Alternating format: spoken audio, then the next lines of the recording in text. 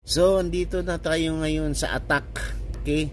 Nakaposisyon na yung dahil sa isang tangke ng isang Pinoy, napaatras niya yung mga sasalubong sasalubong talaga sa kanila.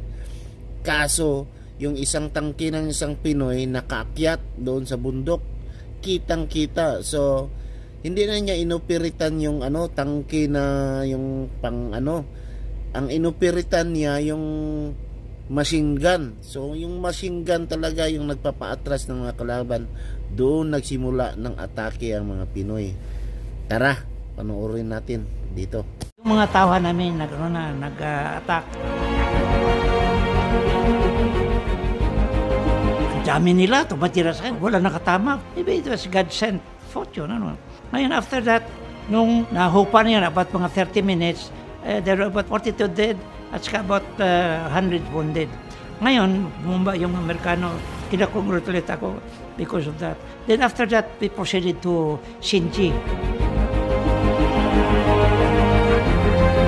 Immediately after the Battle of Myeodong, winter had already set in. The problem was that their uniforms that were issued to them earlier on were not sufficient. Colonel Soren, here's his leadership. Sabi na, until such time that you give us this necessary equipment to fight the enemy, we will not move. Well, he was relieved and Colonel Ojeda took over. It was a very sad thing.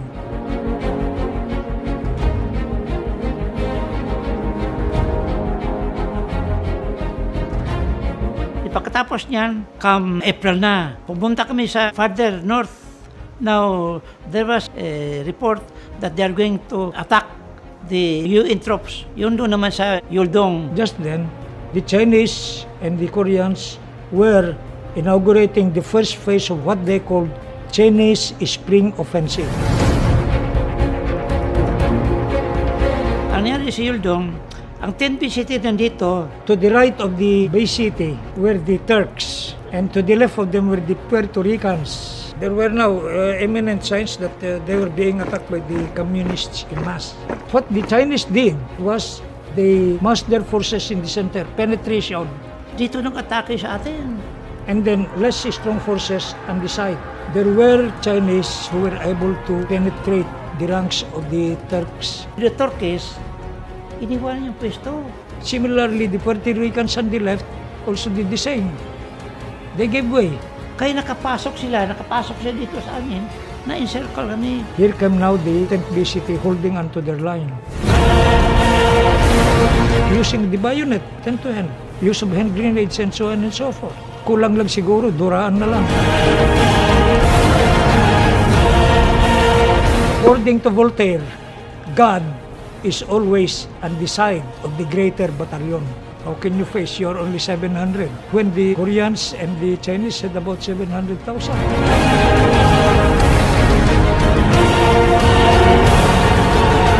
Luckily, we were able to hold on.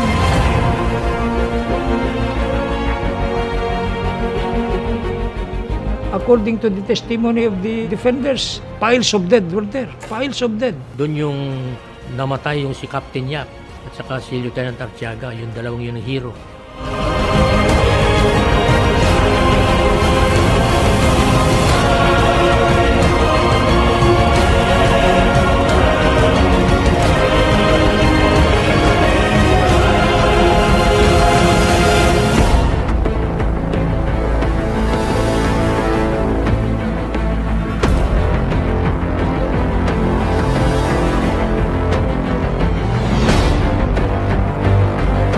I was assigned as the reconnaissance platoon leader of the reconnaissance company of the 20th Battalion Combat Team PEFTOC, then under Colonel Salvador Absede. Being volunteers, we were rushed to the front lines in Korea.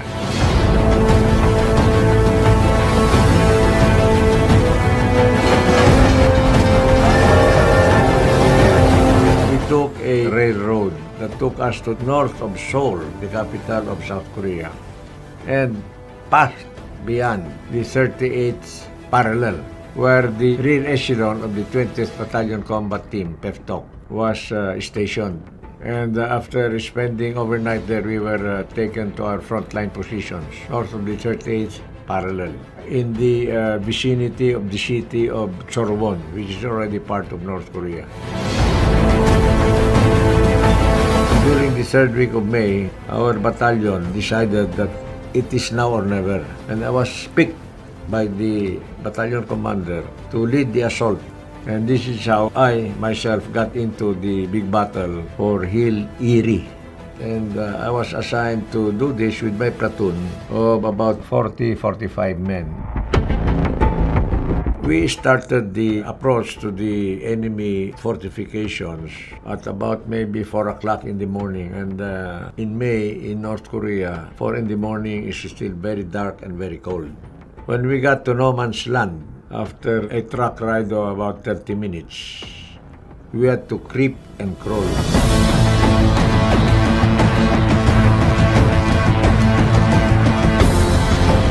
For most of that period within no man's land, we had to prod with our bayonets on whether there are mines planted with tripwires in the rice fields. It was very dangerous.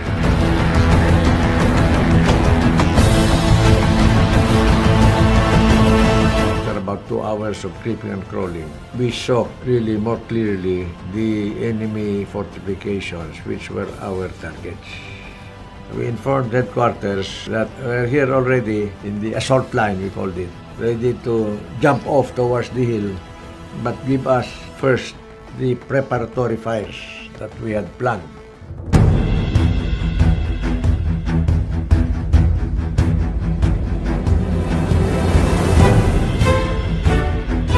And these were from the fighter planes of the supporting American forces that dropped napalm bombs along the target area.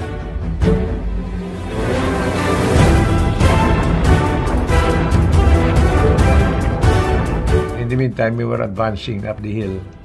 But when the napalm bombs were falling too closely to us and endangered our troops, I called headquarters to cease fire on that and then bring in the artillery.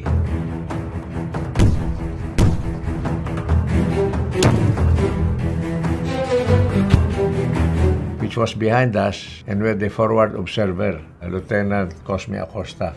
He did a good job of bringing in our artillery to bear upon the target area. And we continued advancing upward. When we were too close to the enemy positions, we called for ceasefire of the artillery, but we asked for tank direct fire. Pahinga muna natin, okay? Papahingahin muna natin sila. Continue natin mamaya. Pero subscribe muna kayo, okay?